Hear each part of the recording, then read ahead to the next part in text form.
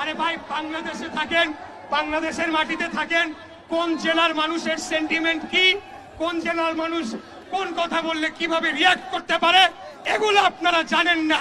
আপনারা রাজনীতি অনেক দূরের কথা, আপনাদেরকে প্রাইমারি স্কুলে পাঠায় দেওয়া দরকার। এরপরে তারা কি করলো?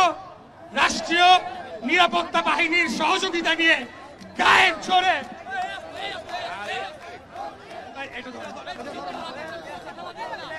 রাষ্ট্রীয় বাহিনীর সাহায্য সহযোগিতা নিয়ে তারা সেখানে নিজেদের বাহাদুরি দেখানোর জন্য গোপালগঞ্জে গিয়ে তারা জোর জবরদস্তি করে একটা পরিস্থিতি তৈরি করলো। আপনারা মুজিববাদ হটাতে চান, বাংলাদেশে তো অনেক জায়গা আছে, ওইখানে গিয়ে কেন আপনাদেরকে গোলমাল সৃষ্টি করতে হবে? সেটাই আজকে জনমনে প্রশ্ন উঠেছে। এরা জানে নির্বাচন হলে তারা একটা দুইটা আসন পাবে কিনা তার কোনো ঠিক নাই। 1991 সালে ঢাকা শহরে জামাতে ইসলামীর 7টি আসনের 7টিতে তারা জামানত বাজেয়াপ্ত হয়েছিল। এই জামাত শিবির, এনসিপি এরা সব একই সূত্রে গাথা। তারা চায় না বাংলাদেশে একটা স্বাভাবিক সুস্থ নিরাপদ পরিবেশ বজায় থাকুক, যাতে করে তারা বলতে পারে নির্বাচনের পরিবেশ নাই, এবং আমরা যখনই কোনো ঘটনা ঘটে তারপরেই তাদের পাতি নেতাদের মুখে এগুলো শুনতে পাই। আমি একটা প্রতিজ্ঞা আপনাদের সামনে করতে চাই। আমাদের নেতা প্রথমে ডিসেম্বর বলেছিলেন, পরবর্তীতে বর্তমান অন্তর্বর্তীকালীন সরকার প্রধানের সাথে আলাপ আলোচনা করে আমরা জানতে পারি ফেব্রুয়ারিতে উনি রাজি হয়েছে। উনি রাজি, আমরা রাজি। এই ফেব্রুয়ারি থেকে যদি একদিনও পেছানোর চেষ্টা করে এই সরকারকে 1 ঘন্টা আমরা রাখবো না। আরে ভাই, আপনারা কারা? আপনারা অন্তর্বর্তীকালীন সরকার, আপনাদের ম্যান্ডেট কি? কিছুই না। আপনারা কোন বিপ্লবী সরকার না, আপনারা সেটা গঠন করতে ব্যর্থ হয়েছেন। বর্তমান সংবিধানের আলোকেই আপনারা একটা সাংবিধানিক সরকার, সেটা সুপ্রিম কোর্টের রেফারেন্স নিয়ে গঠিত করা হয়েছে। অতএব এখন এসে যদি আপনারা সংবিধান পরিবর্তন করতে চান, পিআর পদ্ধতি করতে চান, এগুলা বাংলাদেশের জনগণ মানে না, মানবে না। পিআর পদ্ধতি মানে কি আমি জানবই না, আমি কাকে ভোট দিচ্ছি, কিন্তু এমপি পাঠাই দিবে কেন্দ্র থেকে। এইসব বন্ধ করেন। আমি আবারও বলছি, বাংলাদেশ জাতীয়তাবাদী দল বিএনপি একটি গণতান্ত্রিক রাজনৈতিক দল। আমরা দীর্ঘদিন লড়াই সংগ্রাম করেছি শুধুমাত্র একটা সুস্থ সঠিক নির্বাচন ব্যবস্থার জন্য। কেন এই নির্বাচন ব্যবস্থা? যাতে করে বাংলাদেশে যখন রাষ্ট্র ক্ষমতার পরিবর্তন হবে সেটা যাতে একটা শান্তিপূর্ণ প্রক্রিয়া হয়। এই শান্তির জন্য আমরা লড়াই করেছি, সংগ্রাম করেছি।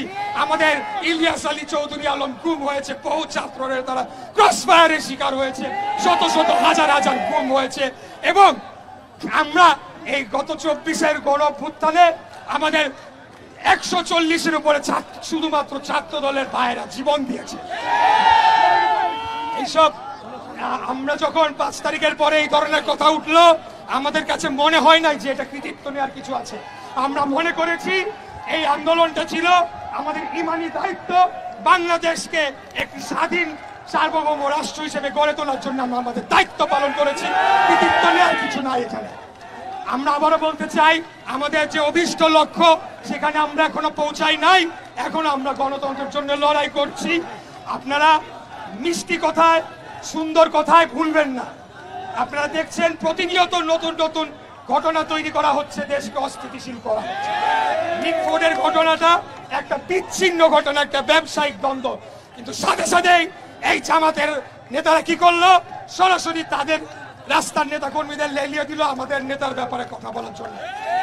তারপরে আমরা কিচ্ছু বলি নাই, আমরা ধৈর্য সহকারে শুনেছি। আমরা আজকে যেটা করছি শান্তিপূর্ণ গণতান্ত্রিক প্রতিবাদ কর্মসূচি, ঠিক আছে? আমরা কিন্তু অন্য লাইনে হাঁটি নাই, আমরা হাঁটতে চাইও না, দেশকে অস্থিতিশীল করতে চাইও না। আমরা আরেকটি কথা যেটা বলবো, আজকে এই এনসিপি তাদের দুষ্কর্মের আরেকটি আপনাদের উদাহরণ দিচ্ছি। তারা কক্সবাজারে গিয়েছিল এবং এই প্লিজ প্লিজ প্লিজ কক্সবাজারে গিয়েছিল।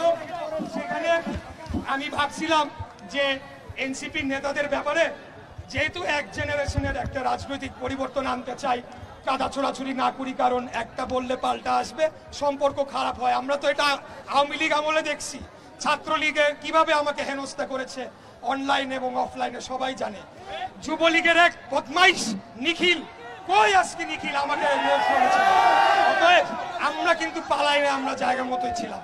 তাই আমি বলবো, এই যে আজকে আমি বাধ্য হয়ে বলতে হচ্ছে, নাসিরউদ্দিন পাটোয়ারি নামের এক বেয়াদব একটা বদমাইশ ছেলে, সে তার মুখের কোনো লাগাম নাই, সে যা ইচ্ছা তাই বলে যাচ্ছে, সে শুরু থেকেই সে কথা বলে যাচ্ছে।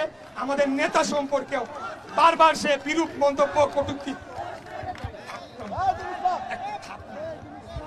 বারবার কটূক্তি করেছে, তারপরে আমরা কিন্তু কঠিন ভাষায় প্রতিবাদ করি নাই।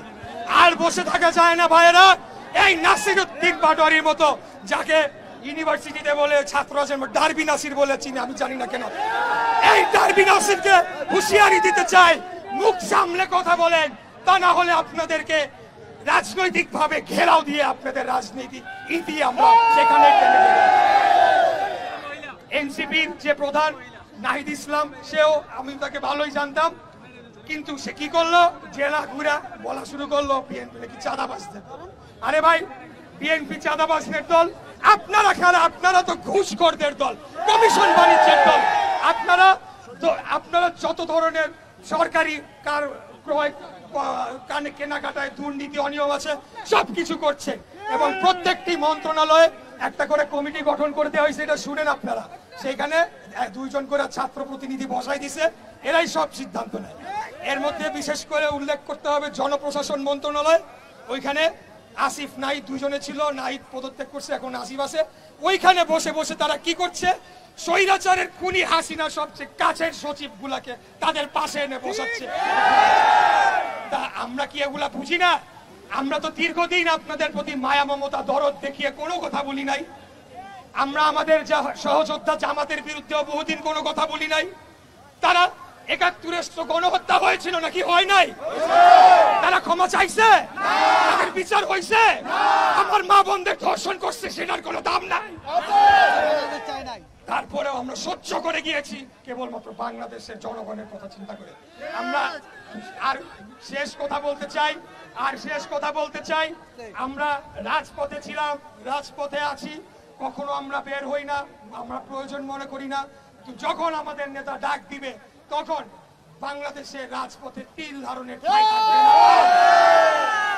এই বর্তমান এলজিআরডি উপদেষ্টা আসিফ, তার মুরাদনগরে যে ধরনের বর্বরচিত একটি হত্যাকাণ্ড ঘটনা হয়েছে কিছুদিন আগে, 3 জনকে হত্যা করে পিটিয়ে মেরে ফেলা হয়েছে, একটা মহিলার এখনো মাথার মগজ বের হয়ে রয়েছে। প্রথমে কি করলো, বিএনপির উপরে দায় চাপানোর চেষ্টা করলো, পরে দেখা গেল এই উপদেষ্টা বেটার আত্মীয় এদেরকে প্রশ্রয় দিচ্ছে যারা খুনিরা রয়েছে। আমি বহুবার চেষ্টা করেছি বিভিন্ন সংবাদ মাধ্যম গণমাধ্যমের সাথে কথা বলে, যে ভাই আপনারা যান কি ইনভেস্টিগেট করেন। গণমাধ্যম এখনো স্বাধীন হতে পারে নাই, তারা এখনো ভয় পায়। আগে ভয় পাইতো হাসিনারে, এখন ভয় পায় এদের। তো ভয়টা কিভাবে আসলো? Mob justice. এইসব মব জাস্টিস নিয়ে আর কথাই বলবো না। যেখানে মব দেখবেন সেখানেই তাদের উলঙ্গ করে তাদেরকে উচিত শিক্ষা দিয়ে তাদেরকে বাড়িতে পাঠিয়ে দিতে হবে, এটা আমাদের পৃথিবী। আর বক্তব্য দীর্ঘায়িত না করে সর্বদা আপনাদেরকে বলতে চাই, রাজনীতি করি বাংলাদেশের স্বাধীনতা, সার্বভৌমত্ব, ভারতের আগ্রাসন বিরোধী অন্য যে কোনো দেশ, সেটা পাকিস্তান হোক, আমেরিকা হোক, চায়না হোক, রাশিয়া হোক, আমরা তোরাই কেয়ার করি। আমরা চাই সবার আগে বাংলাদেশ, দিল্লি নয়, পিন্ডি নয়, অন্য কোনো, সবার আগে বাংলাদেশ। আমাদের নেতা দেশ নায়ক জনাব তারেক রহমান অতি দ্রুত শীঘ্রই উনি বাংলাদেশে ফিরবেন। ওনার জন্য আমরা কোটি কোটি জনতা গিয়ে তাকে এয়ারপোর্টে আমরা বরণ করে নিয়ে আসবো, এবং আমরা বাংলাদেশ পুনর্গঠনের যে রাজনীতি করছি সেটিতে আমরা আবার মনোনিবেশ করব ইনশাআল্লাহ। আপনাদেরকে দেখে দাঁড়াও, তোমরা থামো না। আপনাদেরকে দেখে সেই স্বৈরাচার আমলের কিছু স্লোগান মনে পড়লো, 2-1টা স্লোগান দিয়ে শেষ করে দিতে চাই। ঠিক আছে, সবাই চুপ থাকেন, ঠিক আছে? চলো চলো চলো চলো চলো চলো খুনি হাসিনার গতিতে, স্বৈরাচারের গতিতে, খুনি হাসিনার গতিতে, স্বৈরাচারের গতিতে, রাজাকারের গতিতে, জ্বালো আগুন একসাথে।